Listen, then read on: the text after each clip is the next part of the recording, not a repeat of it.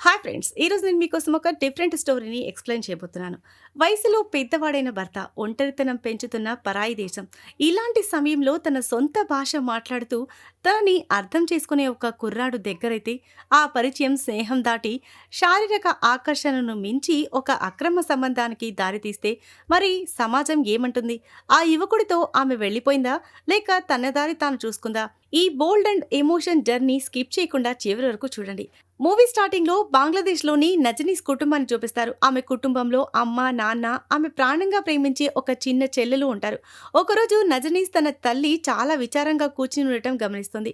బహుశా ఆర్థిక ఇబ్బందుల వల్ల ఆమె అలా ఉండి ఉండవచ్చు. కానీ మరుసటి రోజు చూసేసరికి చెరువులో ఆమె తల్లి శవం తేలుతూ కనిపిస్తుంది. తల్లి మరణం నజనీస్ చిన్ననాటి మనసుపై చాలా లోతైన ప్రభావాన్ని చూపుతుంది. కొన్నాళ్ల తర్వాత ఆమె తండ్రి ఒక సంబంధం ఖాయం చేస్తాడు. లండన్‌లో నివసించి చాన్ అహ్మద్ అనే బాగా చదువుకున్న వయసు పైబడిన వ్యక్తితో ఆమెకు పెళ్లి నిశ్చయమవుతుంది. నజనీస్ వయసు చాలా తక్కువైనప్పటికీ తప్పనిసరి పరిస్థితుల్లో ఆమె పెళ్లి చేసుకోవాల్సొస్తుంది.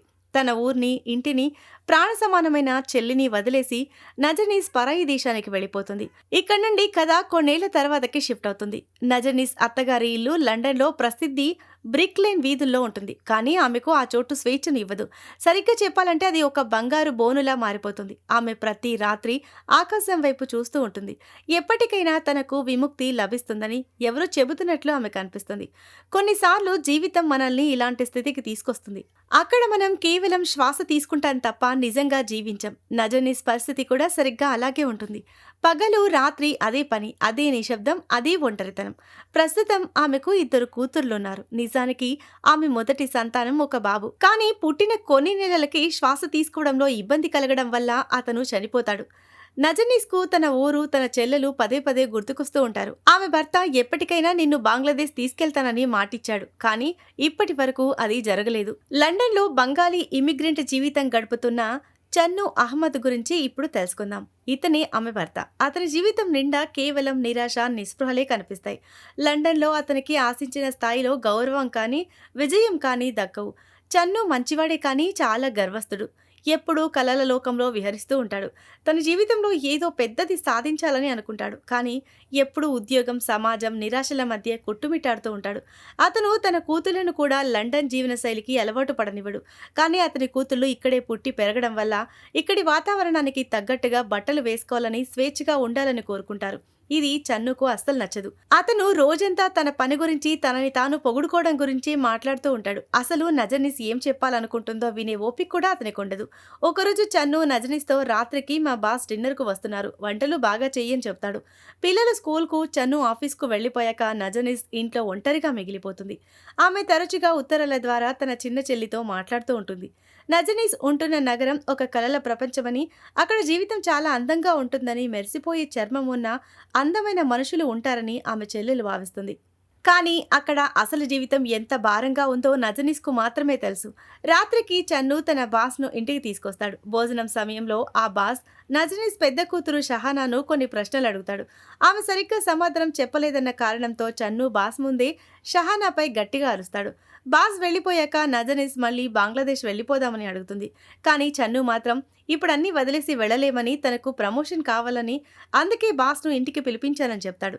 ఆ తర్వాత నజనీస్ తన సొసైటీలో ఉండే రజియా అనే మహిళను కలుస్తుంది.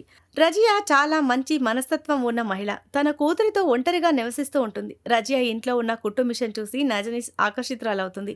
నజనీస్కు పంచేయాలనే కోరిక ఉందని గ్రహించిన రజియా వెంటనే ఆ మిషన్ను నజనీస్ ఇంటికి పంపిస్తుంది. సొంతగా పనిచేయబోతున్నందుకు నజనీస్ చాలా సంతోషపడుతుంది. సాయంత్రం భర్త రాగానే ఈ మిషన్ చూసి సంతోషిస్తాడని ఆమె అనుకుంటుంది. కానీ చన్ను రాగానే తన టీవీ తీసుకుని గదిలోకి వెళ్ళిపోతాడు తప్ప ఆ మిషన్ ఎక్కడి నుండొచ్చిందని కనీసం ఒక్క మాట కూడా అడగడు. మరుసటి రోజు రజియా నజనీస్ ఇంటికి కరీం అనే ఒక యువకుడిని పంపిస్తుంది. కరీం కొన్ని బట్టలు తీసుకుని నజనీస్ దగ్గరకు వస్తాడు. వాటిపైనే నజనీస్ పనిచేయాల్సి ఉంటుంది. కరీం ఫోన్లో బంగ్లాదేశీ భాషలో మాట్లాడడం చూసి నజనీస్ ఆశ్చర్యపోతుంది. ఇన్నేళ్ల తర్వాత తన మాతృభాషను వినేసరికి ఆమెకు కరీం తన సొంత మనిషిలా అనిపిస్తాడు. రాత్రిపూట ఇంట్లో మళ్లీ గొడవ మొదలవుతుంది. కూతురు షహానా తనకు నచ్చినట్లు లండన్ పద్ధతుల్లోనే ఉంటానని మొండికేస్తుంది. ఇది నచ్చని చన్ను కోపంతో షహానాపై చేసుకుంటాడు. నజనీస్ ఇదంతా చూస్తూ నిస్సహాయ నిస్సహాయంగా ఉండిపోతుంది. ఆమెకు పదే పదే తన బాల్యం గుర్తొస్తుంది. అప్పట్లో తాను పేదరికంలో ఉన్నా కూడా ఎంతో స్వేచ్ఛగా ఉండేదానని తలుచుకుంటుంది. మరుసటి రోజు కరీం మళ్ళీ బట్టలు తీసుకునొస్తాడు. మెల్లగా కరీం నజనీస్ ఇంటికి రావడం అలవాటుగా మారుతుంది. కరీం మాటల్లో నజనీస్‌కు ఒక కొత్త ఆలోచన, స్వేచ్ఛ కనిపిస్తాయి. అలాగే కరీంకు నజనీస్‌లో ఒక ప్రశాంతత, ఆత్మీయత దొరుకుతాయి. ఒకరోజు నజనీస్ అతనితో కలిసి కరీం ఫ్యాక్టరీకి కూడా వెళ్తుంది. అక్కడ చాలా మంది పనిచేస్తూ ఉంటారు. మెల్లగా వాళ్ళిద్దరి మధ్య స్నేహం పెరుగుతుంది. అది ఎప్పుడు ప్రేమగా మారిందో వాళ్ళకే తెలీదు. మొదటిసారి నజనీస్ తనకంటూ ఒక ఫీలింగ్ ఉంటుందని, తాను కూడా తన కోసం బ్రతకవచ్చని గుర్తిస్తుంది. ఒక జీవితం కేవలం మనసు చెప్పినట్లు సాగదు కదా.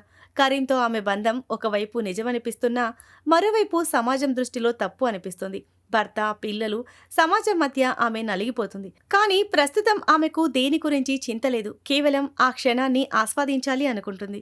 ఒకరోజు నజనీస్ సమాజంలోని ఒక మహిళతో వాదిస్తూ ఉంటుంది. మొదటిసారి ఎదుటివారికి గట్టిగా సమాధానం ఇస్తుంది. ఆమెలో వస్తున్న ఈ మార్పంతా బహుశా కరీం వల్లనే జరుగుతుందేమో అనిపిస్తుంది. కానీ మరుసటి రోజే చన్ను అహ్మద్ నజనీస్కు ఒక షాకింగ్ విషయం చెప్తాడు. తాను శాశ్వతంగా లండన్ వదిలేసి బంగ్లాదేశ్ వెళ్లిపోవాలని నిర్ణయించుకుంటాడు. ఈ మాట విని నజనీస్ ఒక్కసారిగా ఆశ్చర్యపోతుంది. సరిగ్గా అదే సమయంలో నగరంలో ఉగ్రవాదులు దాడి చేశారనే వార్త వస్తుంది. అందులో చాలా మంది ప్రాణాలు కోల్పోతారు. దాంతో చన్ను మనసు పూర్తిగా విరిగిపోతుంది. ఇక లండన్లో ఒక క్షణం కూడా ఉండకూడదని గట్టిగా నిర్ణయించుకుంటాడు. మరుసటి రోజు కరీం ఇంటికి వచ్చినప్పుడు నజనీస్ ఈ విషయాన్ని అతనికి చెప్తుంది. అప్పుడు కరీం ఆమెను పెళ్లి చేసుకుంటారని అడుగుతాడు. కానీ నజనీస్ ఏ సమాధానం చెప్పదు. సరిగ్గా అదే సమయంలో చన్ను అహ్మద్ ఇంటికొస్తాడు. నజనీస్, కరీం ఇద్దరిని కలిసి చూసిన చన్ను మనసు తీవ్రంగా గాయపడుతుంది. బహుశా అతను తన పనిలో మునిగిపోయి భార్యను నిర్లక్ష్యం చేసుండొచ్చు. కానీ ఈ దృశ్యం అతన్ని బాగా కలిచివేస్తుంది. నజనీస్ పై ఉన్న కోపాన్ని అతను తన కూతురుపై కూడా చూపిస్తాడు. దీని గురించి నజనీస్ తన స్నేహితురాలు రజియాతో చర్చిస్తుంది. అసలు తను ఏ నిర్ణయం తీసుకోవాలి అని అడుగుతుంది. అప్పుడు రజియా ఒక గొప్ప మాట చెప్తుంది. నీ మనసు ఏం కోరుకుంటుందో అదే చెయ్యి. అప్పుడే నువ్వు నిజమైన స్వేచ్ఛను పొందుతావు అని సలహా ఇస్తుంది. మరోవైపు కరీము, నజనీన్ల బంధం గురించి కూతురు షహానా కూడా తెలిసిపోతుంది. అమ్మా, నువ్వు నిజంగా కరీంను ప్రేమిస్తూ ఉంటే అతనితో వెళ్లిపో అని షహానా చెప్తుంది. కానీ నజనీస్ తన కూతుళ్లను వదిలి వెళ్లలేకపోతుంది. ఒకవేళ కరీంను పెళ్లి చేసుకుంటే తన పిల్లల భవిష్యత్తు ఏమవుతుందో అని భయపడుతుంది. తల్లి తన మాట వినడం లేదని షహానా ఆమెపై కోపంగా ఉంటుంది. ఇక చన్ను పరిస్థితి చూస్తే అతను ప్రతి క్షణం నజనీస్ గురించి ఆలోచిస్తూ బాధపడుతూ ఉంటాడు. మరుసటి రోజు కరీం తన ప్రశ్నకు సమాధానం తెలుసుకోవడం కోసం నజనీస్ను పిలుస్తాడు. కరీం ఆమెతో నువ్వు నీ భర్తకు విడాకులు ఇచ్చేసి నన్ను పెళ్లి చేసుకొని అడుగుతాడు. కానీ నజనీస్ అందుకు నిరాకరిస్తుంది. తాను కరీంను పెళ్లి చేసుకోనని తెగేసి చెప్తుంది. దాంతో కరీం అక్కడి నుండి వెళ్లిపోతాడు. కనీసం ఒక్కసారి కూడా వెనక్కి తిరిగి చూడడు. ఆ క్షణంలో నజనీస్కు ఒక విషయం అర్థమవుతుంది. తాను ఏ మగాడితోనో కలిసి ఉండటం కంటే తనకంటూ ఒక గుర్తింపుతో బ్రతకడం ముఖ్యమని ఆమె గ్రహిస్తుంది. అందుకే ఆమె కరీంని వదిలేసి తనకంటూ ఒక కొత్త బాటని ఎంచుకుంటుంది. కానీ అందరూ బంగ్లాదేశ్ తిరిగి వెళ్లాల్సిన సమయం వస్తుంది. కానీ షహానా అక్కడికి రావడానికి ఇష్టపడదు. ఈ రోజు నజనీస్ తన భర్త చన్నుతో మొదటిసారి చాలా స్పష్టంగా మాట్లాడుతుంది. తాను కూడా అతనితో రానని, ఇకపై తన నిర్ణయాలు తానే తీసుకుంటానని చెప్తుంది. చన్నుకు కూడా అంతా అర్థమవుతుంది. తాను కష్టపడినా లండన్లో ఆశించని గౌరవం దక్కలేదని అతను గ్రహిస్తాడు. అందుకే నజనీస్ను, కూతుళ్లను అక్కడే వదిలేసి అతను ఒక్కడే బంగ్లాదేశ్ వెళ్లాలని నిర్ణయించుకుంటాడు. నజనీస్ తన పిల్లలతో కలిసి బ్రిక్లిన్లోనే ఉండిపోతుంది. ఇది ఆమె జీవితంలో ఒక కొత్త ఆరంభం. ఇప్పుడు ఆమెకు ఎవరిని చూసి భయం లేదు. ఎందుకంటే తనలోని అసలైన బలాన్ని ఆమె గుర్తించింది. ఒక మహిళ జీవితం ఇతరుల నిర్ణయాల మీద ఆధారపడి ఉండకూడదని ఆమె నిరూపిస్తుంది. ప్రేమ, ఒంటరితనం, స్వేచ్ఛ, ఈ మూడింటికి అసలైన అర్థం మనల్ని మనం గుర్తించడంలోనే ఉంది. ఈ కథ ప్రతి ఒక్క మహిళది. ఎప్పుడైతే ఒక మహిళ ఇక చాలు, నా కోసం నేను బ్రతుకుతాను అని నిర్ణయించుకుంటుందో అప్పుడే ఆమెకు నిజమైన విముక్తి లభిస్తుంది. ఇక్కడ నజనీస్ తను భర్తను ఎంచుకోలేదు, అలాగనే తన ప్రేమికుడిని కూడా ఎంచుకోలేదు. ఆమె తనని తానే ఎంచుకుంది. ఈ సీన్తోనే ఈ మూవీ ఎండ్ అవుతుంది. సో ఇది ఫ్రెండ్స్ ఇవాల్టి స్టోరీ. ఈ స్టోరీ కనుక మీకు నచ్చినట్లయితే మరికొన్ని ఇలాంటి ఇంట్రెస్టింగ్ స్టోరీస్ కోసం ఛానల్ని సబ్స్క్రైబ్ చేయండి. అలాగే వీడియో కనుక మీకు నచ్చినట్లయితే హైప్ బటన్ మీద ప్రెస్ చేసి వీడియోని హైప్ చేసి సపోర్ట్ చేయండి. Thanks for watching.